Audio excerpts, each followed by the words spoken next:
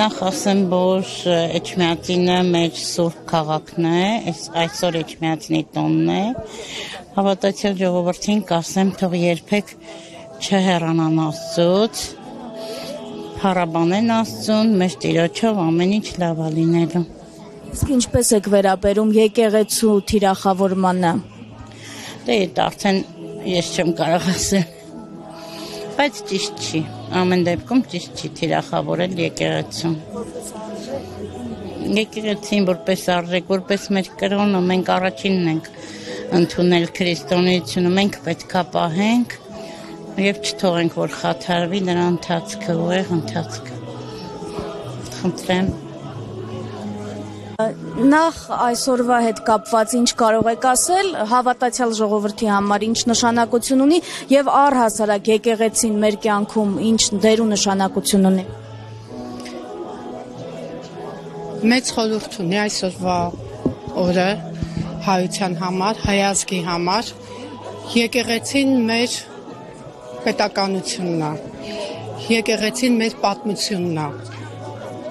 եկեղեցին մեր ամեն ինչն է, պետք է պահենք ու պահպանենք, եկեղեցուց է սկսվում մեր երկիրը, ընել ես երկիրը։ Թիրախավորմանը ինչպես եք վերաբերում, վեհափառի եկեղեցուն այս առումով ինչ կաս։ Շատ վատ, ամեն մեկը թող զբաղվի իր գործով, չեմ ուզում այս սուրբ տեղը ուրիշ բան խոսալ։ Նույնը նմանապես էլի, ոնց որ ասեց։ Եթե նվազեցնում եք եկեղեցու Շատ վատ բանի կա հասնել, կործանման, չի կարելի այսպես վարվել մեր եկեղեցու, մեր պատմության, չգիտեմ շատ։ Եթե մարդ գնում է ուրիշ թշնամու երկիր, ուր է գնում, մզկիթ, իր տեղը ընտեղ է, մեր տեղը ստեղ է, թող ամեն մեկը լինի իր տեղում։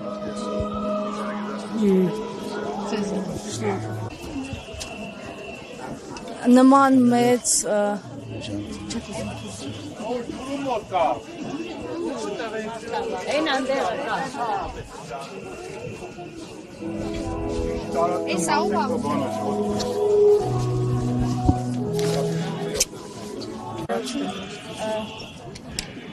Այս ֆիլտրները ինչ նշանակություն ունեն մարդկանց համախմբման առումով։ Հոգևոր զարթոնք ենք ապրում։ Դրա համար էլ այս հալածանքները, այս ամեն ինչը մենք էլ պատվով ենք տանելու, ինչպես մեր Սուրբ Գրիգոր Լուսավորիչը պատվով հաղթահարեց եւ լուսավորեց մի ողջ եթանոս ազգ, մենք էլ պարտավորենք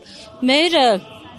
լուսավորչահիմը եկեղեցին ամուր եւ հաստատուն պահել։ Նկատի ունեք հարձակումները իշխանությունների կողմից։ Ես նկատի ունեմ բոլորի կողմից։ Աշխարհում այսօր չարի եթներգործությունները շատ են, բայց մենք միշտ հաղթանակած ենք դուրս գալիս։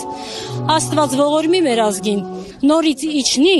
նորից մեզ այցելի, չնայած չեմ էլ կասկածում, որ Աստված ներկա է հիմա մեզ բոլորիս մեջ, որովհետև մենք այն աշխարհի Քրիստոսա հավատ կորիզնենք, հայ ժողովուրդը կորիզնենք եւ հավատում եմ, որ հայ եկեղեցին, մեր Սուրբ Էջմիածինը հաստատուն կմնա մինչև Տիրոջ երկրորդ գալուստը։ Թիրախավորումը պատահական է համարել։ Ես չեմ սիրում, չեմ սիրել, չեմ ընդունում իրանց, չեմ էլ ուզում կենտրոնանամ իրանց ասացի վրա։ Ամեն մարդ վաղը մյուսօր դատաստանի առաջականգնելու։ Մտածի, բերանից դուրս եկածով պետքա դատվենք։ Ամեն մարդ հո մտածի, որովհետև բոլորս մահկանացուներ ենք, ոչ մեկ հավիտենական չէ, ոչ իշխանություն, ոչ պետություն, մենակ Աստված հավիտյան։ Հավիտենական դատավորի առաջ են կանգնելու։ Բոլորը մտածեն իրանց մասին, իրանց հոգեփրկության մասին։ Նախ այսօրվա համար ինչ կարող եք ասել համախմբման տեսանկյունից եկեղեցու շուրջ, որովհետև գիտեք վերջին ժամանակահատվածում ուղիղ իշխանությունների թիրախում է։ Իվատ չանեքնից, պատրաստի չէ, իմ անգամից անպատրաստի չէ։ Խնդիր չունի։ Ինչպես եք վերաբերում եկեղեցու թիրախավորմանը եւ այսօր ինչ նշանակություն ունի նաեւ եկեղեցու շուրջ համախմբման համար։ Եկեղեցում թիրախավորողը ինքը պետք է նզովյալ լինի, ուրիշ ոչ մի բան չեմ կարող ասեմ։ Մենք ենք մեր եկեղեցու տերը, մեր հավատքի տերը։ Վեհապարին էլ եք Դե վեհապարին թիրախավորողը ուրեմն ինքը էլի եմ ասում նզովյալա։ Ինչ ասեմ ուրիշ։ Ցիկ եմ։ Մենք եկեղեցու կողքին ենք, եղել ենք կանք ու միշտ կլինենք։ Ինչ նշանակություն ունի այսօրը եկեղեցու շուրջ համախմբելու տեսանկյունից։ Դա մենք մեր ինքնությունը հաստատելու շնորհն ունի։ Մենք մեր եկեղեցու կողքին ենք, հայ առաքելական սուրբ եկեղեցու հոգևոր տաճարն է սա մեր ինքնությունն է։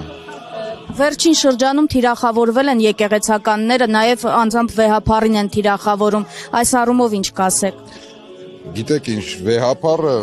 դա ինստիտուտ է, դա հայ առաքելական եկեղեցու ինստիտուտն է, սա անձի խնդիրը չէ։ Իմ կարծիքով ես այդպես եմ մտածում, ով ուզում է լինի անձը չի այստեղ խնդիրը, դա մեր հայ առաքելական սուրբ եկեղեցու վեհապարն է։ Մենք խոնարհում ենք իրեն։